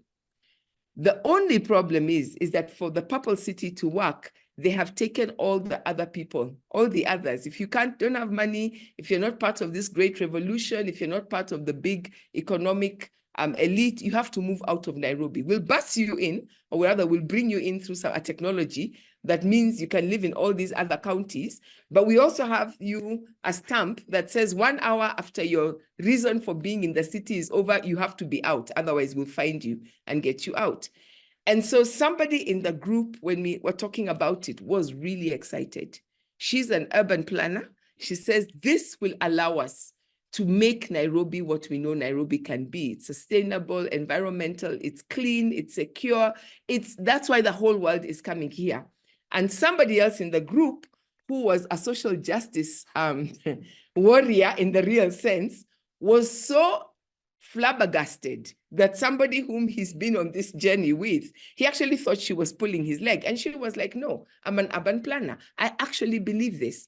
And it was very interesting to see this discussion, deliberation between them as they began to talk about why does my perspective matter as much as yours does. And for them to realize that much as they were coming in in terms of the roles they played, they were also coming in as individuals who are thinking about security. What does it mean to be secure? What does it mean to experience violence? How do I understand violence? How do I understand peace? How do I understand prosperity? What is so wrong if you poor people have to leave Nairobi? If we're going to put you in a place of security and a place where you can prosper, why don't you, and those kind of discussions were fascinating for me. So somebody who does this really well, I was not going to do this. I happen to have this book. I'm reading David Mwambari's book on navigating cultural memory. And this is also coming to the question that has been asked. David is dealing with this question of cultural memory in a space where people are coming out of a situation of violent conflict, very much on the lines of what you're describing, Lowila, in terms of we are here, we've gone through this kind of experience as people from South Sudan. We bring this into our own understandings of the future. We are refugees, we're living in diaspora, and we're trying to reconcile stories from many different people. And one of the things he looks at is how people who went through the general same experiences as people who are Rwandese experienced and understand those experiences very differently and engage with the narratives, engage with the stories that are coming, both the told and received stories they have and their own understandings of their own life journeys. So again, this question of being able to reflect on who we are as people, understanding that none of us is subjective, understanding therefore that sometimes our stories will be in conflict or may affirm what academics and researchers and policy actors and politicians and all those people are coming to us, becomes part of the tension of the work that we do as intellectuals. I think David's book, if you can get it, it is amazing because he puts that question right up at the beginning in the introduction. He carries it through his discussions, and at the end, he brings us those questions and does it modeling very much what it means to be a situated researcher in the Western academy, dealing with these questions from a Western academic background, but having always to deal with the culture and the history of who he is as a person, while also engaging researchers and academics who are often deemed as objective, but are also struggling with their own understandings and ideas that they come to when they come to Rwanda. I couldn't think of a better example. Maggie, Lowila, please look at that book. It's amazing. It's blowing my mind as I read it. Okay, and now I have an answer for Lowila. Yeah, I just remembered that in Foresight, there is what we call a futures triangle. Don't worry about the jargon. But one of the things we talk about in this past, present, and future, and that string is that there are many things about the past, what we call the weight of the past, that can actually be an undoing when you move into the future. So a very short example about a civil society organization, and Mshai is actually the chair of the conveners. We were doing what might the future of civil society look like in a country where, civic space was beginning to shrink.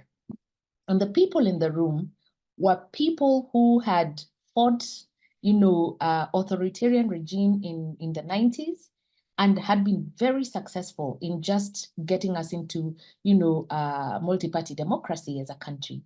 And these individuals then were beginning to ask themselves, okay, if the future looks like where we were before, what then might be the future? And I'm telling you, because of the success of the 90s, they were unable to be objective about the fact that times have changed and that the autocracy that was in the 90s will not manifest in a similar way in the future. And so what began to happen is the question became that if there's an autocratic regime, maybe, donors will fund civil societies more. And so what they began to see was a much more successful future than actually data was telling us, right? And the weight of the past is where your past prevents you from actually being objective about the future. And the point to make here, Lowila, and anybody thinking about using foresight for personal life, is the fact that, first of all, you have to understand that past, but objectively sort of like unpack what is, beneficial and what may actually be a weight that you may want to leave behind. But secondly, but even acknowledge that however it interferes with the future, there's what we call the push for the present. And the argument we make there is that the seeds of the future have already planted now.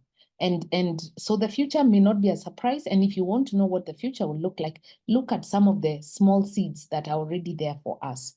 But then what we call the pool of the future is something that is what we are saying. It is actually a canvas that is waiting for you to create. And so foresight is actually about then navigating these time spaces of the past, the present, and the future. How you do that gives you choices. And so my first word here is choice, that you have a choice to then paint the picture about what your future needs to be based on that trajectory, and for you to create those different narratives and realities that you need to be. And that comes with acknowledging the weights and the pulls and the pushes of those timelines. And I really like that concept of cultural situation. Ultimately, you're the one to make a decision. In typical foresighting exercise, we will have all these stories, but ultimately we have to come back to what is the strategic choice I am going to make about what I plan for in the future. And that's what I would recommend as you move forward. But it requires that unpacking.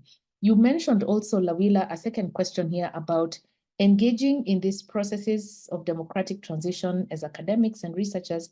How can we marry storytelling, research, practice, policy making, etc.? And in this project that we had a chance to work with Mshai on youth demographics, what we actually did is invested time. And for one full year, we actually had conversations with young people across the country. And then we invested in actually, academic research. And this came from an experience I had earlier on, where you're doing this for policy, but you're engaging policymakers who understand econometrics. Anything about foresighting has to be about data projections, and it became so difficult to engage with scenarios, methodologies, and storytelling. And so there are many ways in which you can marry the two, just so that you have a complement, a rich complementarity of these two methodologies, so that by the time you do policy choices, you've done policy choices that is representative of people, and you've done academic research that actually gives data evidence of some of these things that we are saying. Of course, how you present the data becomes also a choice that you have to navigate very creatively. For us, we use things like, cartoons to tell them that the future looks like some people in the North will secede, and that was a heavy political message that was really passed on with such humor, but people were able to engage. And somebody seeing the future map of Kenya without some provinces became a real national debate, and that became very interesting. To go back to your question, Clement, about subjectivity, I do agree that yes, there are measures of subjectivity. But the thing about the process of futuring is that, of course, there's a research that anchors conversations, because one of the things we realized is that everybody comes with their biases and their pet peeves, right? And so even on a subject that everybody knows or is a subject expert on, we all have different views. So when we have objective research that begins to actually is brought on board, it begins to wear off a few of those misconceptions that people have, truths that people have held that actually are not true and stuff like that. So you correct that way. But as you move along, you do what is called the factors that we call them driving forces, factors that we think are going to be the ones shaping the future. And that is collectively sort of like a list that is people come up with. And based on that, then people, now you're using, the 4 teams are using this one list of factors to look at the different ways in which the future could evolve. And so I think the point to make here is that you're forcing people to deal with subjectivity by giving them 3 other options of looking at the same factors. Of course, I can tell you, the choice of people you have in the room matters a lot in terms of how the end product will look like. But the point to make is there are ways in which you can reduce the subjectivity so that you begin to curate a process that has some semblance of objectivity and at least a difference in terms of the mega biases that we have as a group. Okay, I think that resolves my question, and I believe Maggie is also happy with both responses from you. There are a couple more questions, so I'll hold off with mine and then get the audience's thoughts to you. And there's this question from Halima Ahmed, who is asking this question in respect of Dr. Katindi's mention of identity crisis and the question of belonging to the Kushite group. Now she's asking, what recommendations as scholars could you propose in form of policy that will stir conversation around it in Kenya and begin to shift the nationally today? Bearing in mind that historically the same Cushitic people have been vilified and others by the government of Kenya today. So basically, how do you shift those conversations around the Kushites? Yeah, thank you. Yeah, I think one of the major recommendations was the issue of identity cards, which, I mean, when you're talking about peace and security, never comes up, needed to be looked into. Just the whole question about how we treat these individuals in terms of helping them to get identity became central. And I think after some point, we did see a response by government about how they can begin to handle that in a much more fairer way. So there was that, can I say, advocacy opportunity, so to speak. But the second thing I think that became quite important is the issue of including young people in these conversations. But also, interestingly, a lot of the hue cry on that subject was traced to the issue also of unemployment. And so a lot of the employment issues or rather the employment initiatives that were brought on board, a lot of them, and our argument was, you need to be able to provide employment and to curate employment processes that make people feel that they have, gives them identity. So they have to be dignified enough, and they have to be, so it's not about just keeping young people busy. It has to be dignified enough for them to feel that they can actually, because work is a form of identity, and for them to be able to feel like they belong and they can actually make meaningful lives out of it. And so we sort of like, I began, for example, in the different processes that I was later involved in, to advocate for processes that then provide that level of community, doing what is called a 360 approach, whereby it's not just training and education, but you're mentoring, but also placing people in a certain, so that they can get, a holistic experience when they're looking for work, so that work becomes purposeful and it becomes more promising than the different, processes that were curated before, which was about, let's give young people digging trenches and let us give them a daily wage and let them go. So we began to challenge some of those things so that we begin to address some of these issues. I don't know, Mshai, whether you remember anything we talked about in that regard? You're muted, I think. I'm just quickly coming back to this, the space of I don't know if you can see I'm sharing my screen again. And I want to take us back. I know I went very quickly into this space of the scenario process, but I wanted to go to this place where we look at the data that comes in. And I want to go back and say, for me, data is always subjective. And subjective either to the human being or because a disciplinary perspective comes in. And so one of the things I try to do when we're doing these kind of things is to interrogate the research, not from the perspective of trying to debunk it, but from saying, let's understand what factors are being brought to bear. What is the main thing that people are looking at? And so this whole space, and I want to just put that up there. Again, when you talk about policy actors, one of the things that was very interesting for me when we did the Nairobi AD one was that most of the people there had not looked at the policy documents to do with Nairobi, either at the local level or the regional level or the African Union. What's the African Union doing in terms of cities, or even the UN? And yet these are people who are actively engaging Nairobi.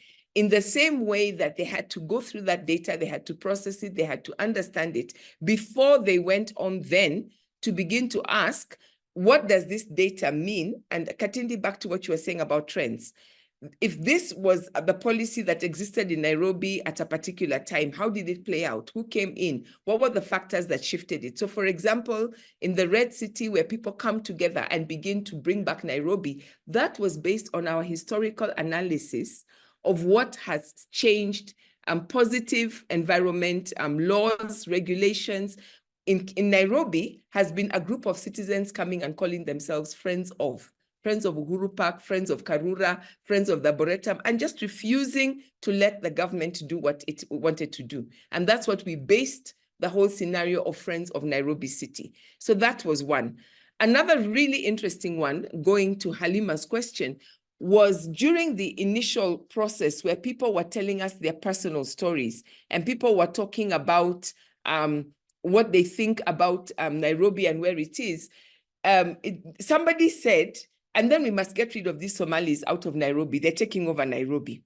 And this had a huge reaction in the group, people who said, you know, you're being tribalist. How can you say something like that? But it allowed us to go back and say, guys, is it true that in Nairobi, people have a certain perception against Somalis or against refugees?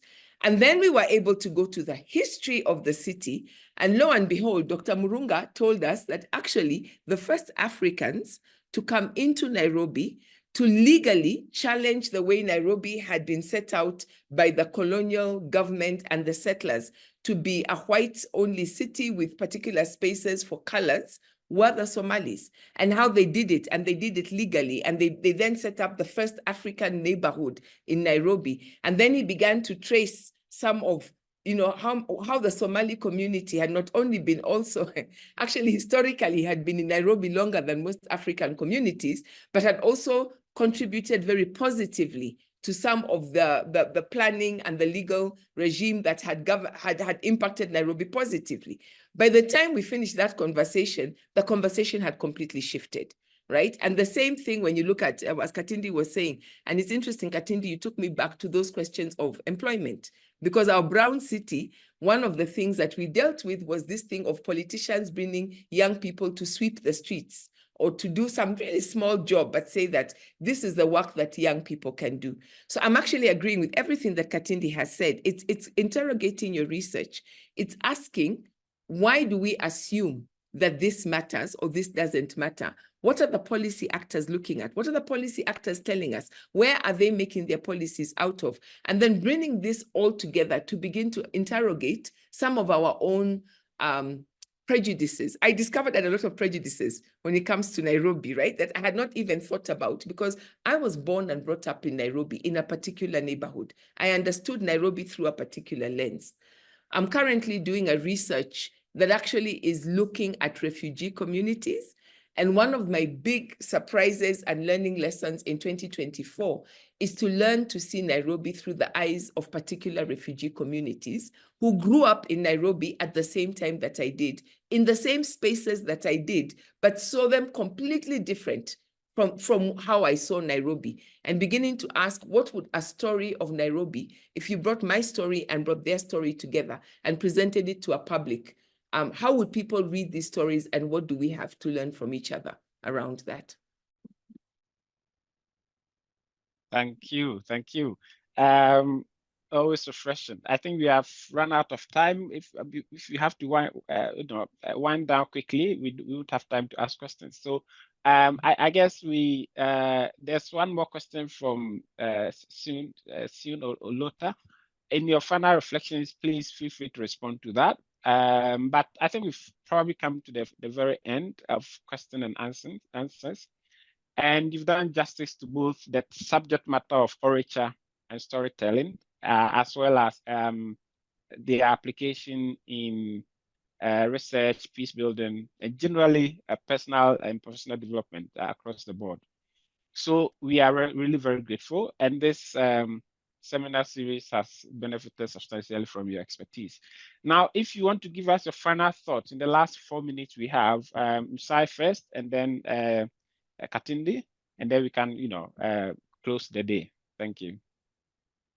Okay, so I just want to say a big thank you. It's amazing to have some of these thoughts. For me, what was interesting was I set out to do one kind of presentation and going back to some of this research, and I was revisiting the paper that I cited on state building, and it just completely shifted the way I was thinking about this. So I'm very grateful to the work that's being done by that community of ALC and how it allows us to then begin to interrogate not only research in state building and peace building, but to open it up to these other conversations.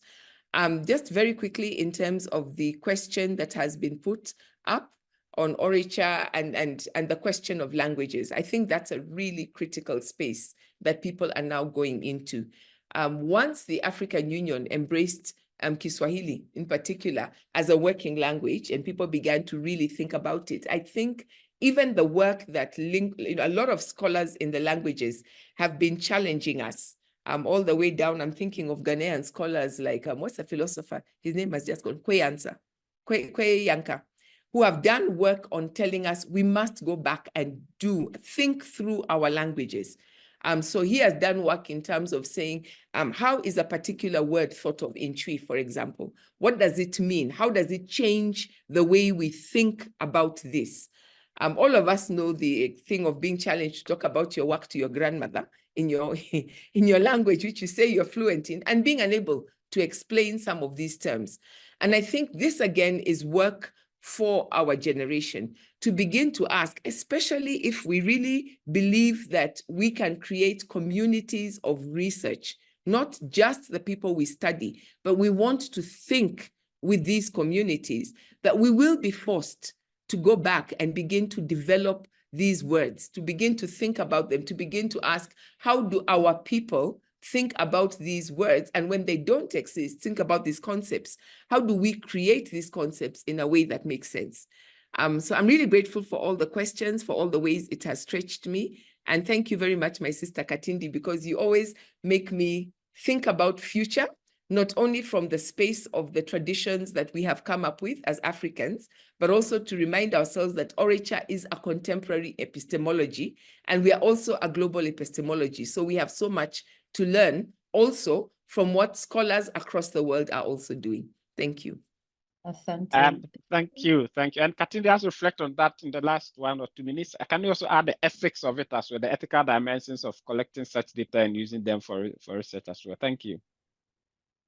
Yeah, so mine as well was to just say thank you for the invitation. Interestingly, I am taking some people in the northern part of this world through using storytelling for futures thinking. And so it's very interesting that, I mean, the reflections in this conversation feel to me like, a preparation to that meeting. And I'm very grateful, as usual, to Mshai as well, for opening up spaces for me to be included, but also for teaching me a lot as well and working together. I mean, when we work, we are a powerhouse, and I'm very grateful for that.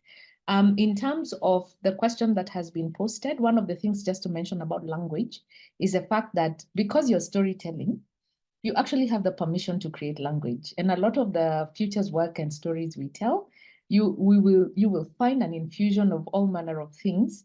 But then actually it's interesting because in the Youth Scenarios project we did together, a lot of the language that young people gave us in the scenarios exercise was actually used in the 2013 election campaigns, and the subsequent policy proposals that we saw and the budget increase in policy was actually as a result of, and in those rooms you would hear people begin to use that language to explain things. And I think that's the power of storytelling and influencing, you know, how people are thinking about these things and how they are processing it for them to get agency. So creation of language in that sense becomes a very interesting aspect. You ask about ethics, and I think we haven't come across the issue of ethics, at least in my work in the last 20 years, in the strict sense of, you know, wanting to say this is plagiarized or whatever.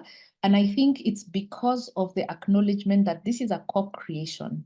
And so while we convened the process, while this is the methodology that was used, the fact that it is anchored on co-creation, I think everybody is happy then to acknowledge and to give permission to anybody to use it in the sense that it is co-created. So that anchoring on co-creation has been our savior from ethical accusations. Or yeah, thank you very much as well, Clement. It was nice to meet you and the team on the call. Thank you. Totally. I mean, we would likely be in Nairobi in June, so I'm sure we would have opportunity to have some coffee and chat more about Orature and the future. So thanks everyone. I can't thank Mshai and Katindi enough on behalf of the ALC and King's College London. This has been an amazing adventure with you guys, and we hope to continue this conversation over and over again. And thank you everyone for coming. I'm sure you've learned as much as I have, and we look forward to seeing you again in our subsequent seminar series. And thanks so much for your time. Have a good one. Take care. Bye.